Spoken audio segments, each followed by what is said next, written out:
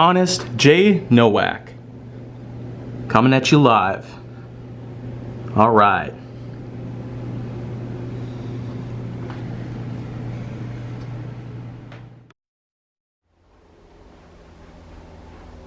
A pleasure to meet y'all at last, and welcome back to some more good old HJN Graphix.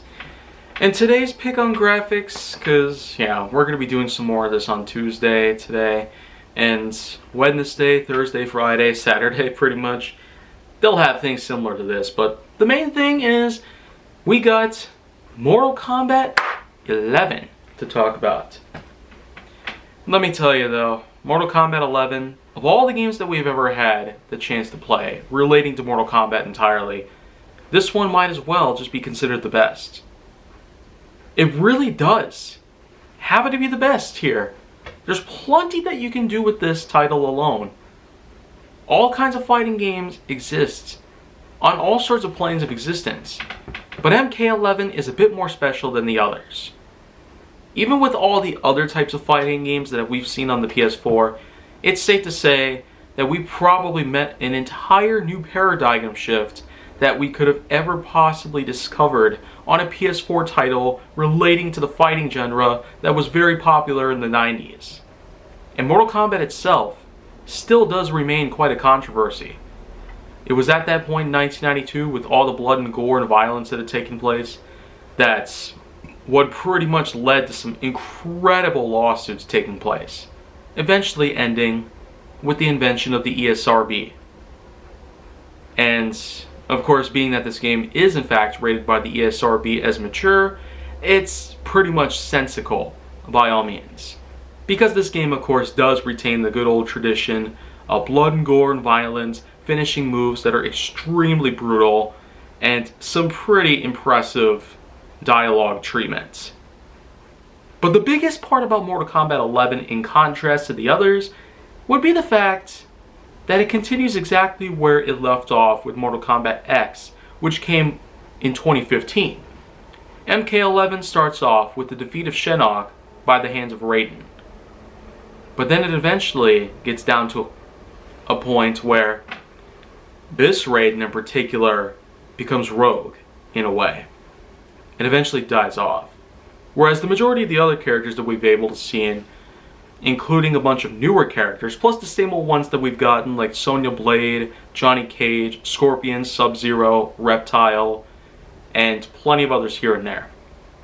But I really do have to talk a bit about the older characters in contrast to the newer ones. A lot of newer introductions that we've had, including Cabal, Jackie Briggs, whom of course is the child of Jax Briggs, and Jackson Briggs, well, Jackson long for Jax, is pretty much a very memorable fighter in the more recent entries in the series. But when you really get down to it, there's really a lot that you could look for when it comes to the main cast entirely. MK11 not only has a lot more that you could potentially see, especially with how big the cast itself has been already, but when you take a look at how huge it is today, with a lot of the older characters still getting their treatment as they should. And then of course there are the newer ones. We also cannot forget that sometimes they make some pop culture entries, including RoboCop, Terminator, and much, much more. I tell you, MK11 in this instance was able to license a lot of franchises and bring their characters over to the world of Mortal Kombat to fight each other.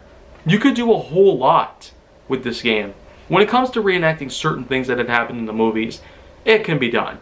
When it comes to wanting to fight certain characters that you've never been able to fight before in a video game, then that could be done too. You could practically recreate the famous battle between Terminator and RoboCop in this game, if you had the DLC of all types. But let's not forget, it's not just the blood and gore and the violence and the fatalities that take place that make these games amazing. It's the kind of fantasy, sci-fi, horror storyline that has taken place since 1992. And in MK11, that's exactly what we should expect. Amazing film-type graphics. Very impressive graphics, at least for a 2019 title. that really shines. And the story here, again, it really does take place after what the ending of MKX was like, with Raiden defeating Shinnok, going rogue, and eventually dying off.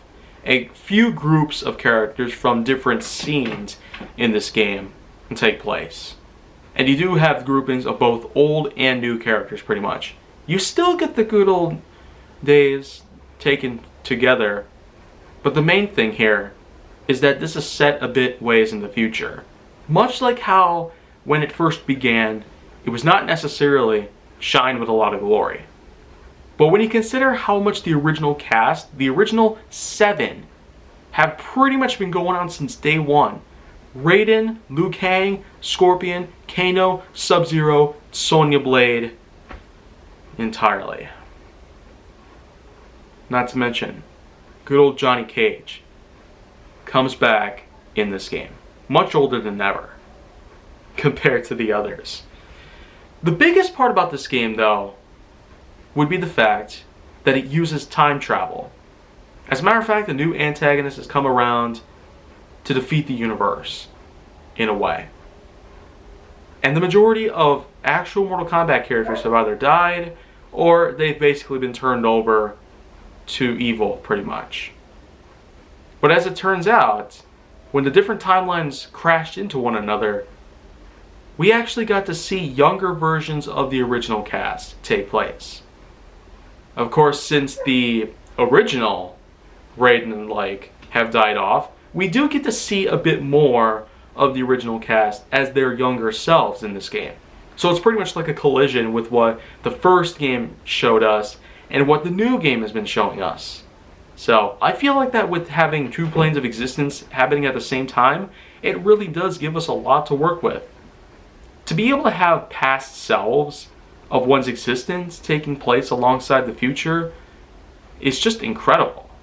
There's really been a lot of ways that it's been done in the past, but yet we're not really hoping for anything too different or too out of the ordinary. But let's also mention that in the end, Liu Kang and Raiden bond together, fuse their power to be able to defeat the new threat.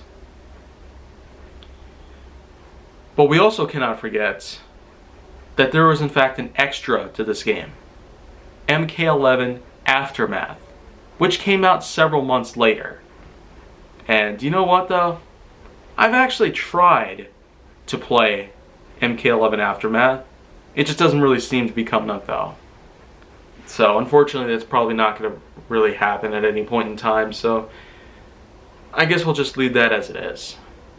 But at least I can go on and say that MK11 entirely is just probably one of the best I might have ever had the chance to play entirely.